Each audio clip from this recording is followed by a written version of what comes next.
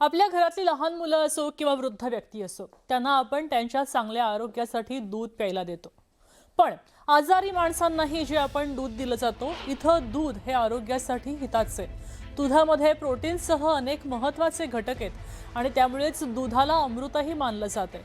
पण गेल्या काही महिन्याभरामध्ये FDA कारवाईतनं दूध हे अमृत नाही तर विष होतं असं समोर आलेलं आहे.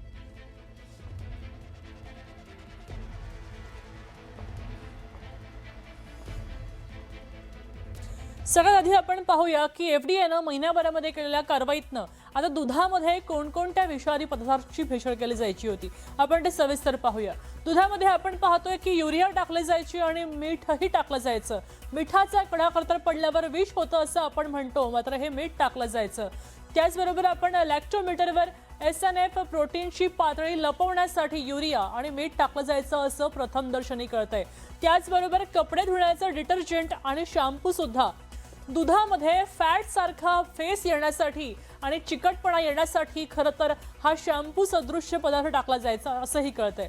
त्याचबरोबर फॉर्मॅलिन हायड्रोजन पेरॉक्साईड हे का टाकलं जायचं तर दूध जास्त दिवस टिकावं म्हणून हे टाकलं जायचं, म्हणजे दूध खराब होऊ नये यासाठी हे टाकायचे असंही कळतंय.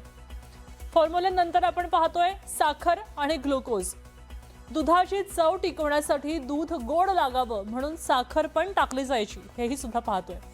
त्याचबरोबर आपण पाहतोय की स्वस्त रिफाइंड तेल, वनस्पती तूप सुद्धा दुधामध्ये टाकलं जायचं फॅट येण्यासाठी, साय येण्यासाठी. दुधामध्ये फॅटचं प्रमाण वाढवण्यासाठी हे तेल टाकलं जायचं असं कळतंय. आणि त्याचबरोबर कास्टिक सोडा आणि बेकिंग सोडा हे सुद्धा दुधात टाकलं जायचं. कशासाठी तर दुधाची आम्लता कमी करण्यासाठी. दूध किंचित आम्ल असतं आणि ती कमी करण्यासाठी हे टाकायचे. स्टार्च आणि मैदा त्याचबरोबर शिंगाड्याचं पीठ पण टाकायचे. दुधाचा दाटपणा वाढवण्यासाठी हे टाकलं जायचं असं कळतंय. आपण पाहतोय एक्सपायर झालेली दूध पावडर पण टाकली जाते. दुधाचा पातळपणा लपवण्यासाठी ही टाकली जाते असं कळतं. तर पहिलं, तुम्ही विकत घेत असलेलं दूध अमृत नाही तर विष का आहे? दररोज कोट्यावधींच्या कमाईसाठी दूध भेसळ माफिया तुमच्या आणि आमच्या आरोग्याचा खेळ करतायत. आपल्यापैकी अनेकांच्या घरामध्ये सकाळी सकाळी ते दूध येतं. हे दूध नाही तर विष असल्याचंही आता उघड झालेलं आहे. महाराष्ट्रामध्ये अवघ्या 1.5 ते 2 महिन्यामध्ये झालेल्या कारवाईतनं हे अत्यंत धक्कादायक वास्तव आता समोर आले. तुकाराम मुंडे यांनी अन्न आणि औषध प्रशासनाची धुरा हाती घेतली आणि त्यानंतर दुधाच्या भेसळ करणाऱ्यांच्या रोजच्या रोज पर्दाफाश होतोय. लातूरच्या किल्लारीवाडीमध्ये सुद्धा हाच धक्कादायक प्रकार घडत होता. दूध संकलन केंद्रातनं तब्बल 7,500 लिटर दूध जप्त केलं गेलं आणि त्याचबरोबर दुधामध्ये मिसळण्यासाठी वापरली जाणारी अत्यंत धोकादायक अशी पावडर, त्या पावडरचा साठाही जप्त केला.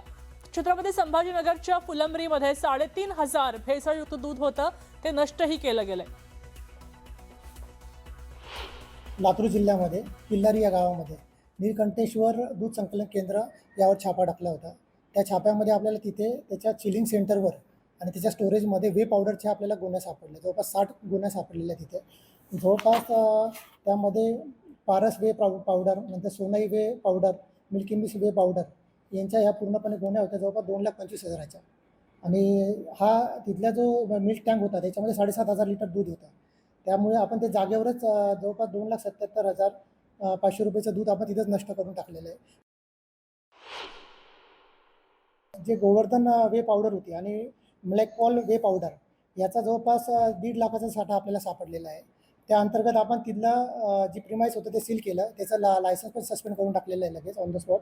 आणि त्यानुसार त्यांनी जो पुरवठा केला होता दुधाचा जवळपास 3,500 लिटर दूध होतं त्याच्याकडे ते मिक्स केलेलं. तर आम्ही ते तिथं जागेवर ते पण नष्ट करून टाकलेलं आहे. आता याच संदर्भात काही दृश्य मी तुम्हाला दाखवणार आहे. तुम्हाला जो पदार्थ दिसणार आहे तो रबर नाहीये किंवा एखादं खेळणंही नाहीये, तर हे आहे दूध. तुमच्या आणि आमच्या रोजच्या वापरात असलेलं हे दूध. परभणीमध्ये पूर्ण इथे भेसळयुक्त दुधाचा हा व्हिडिओ समोर आलेला आहे.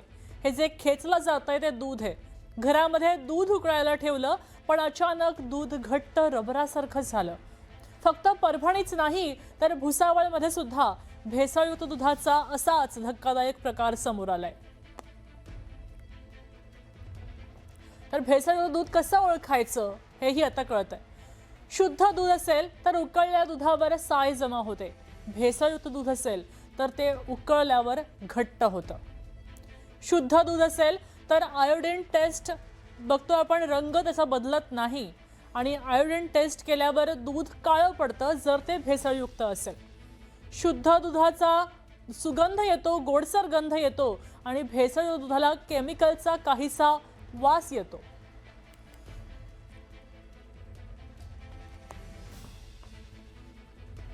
आता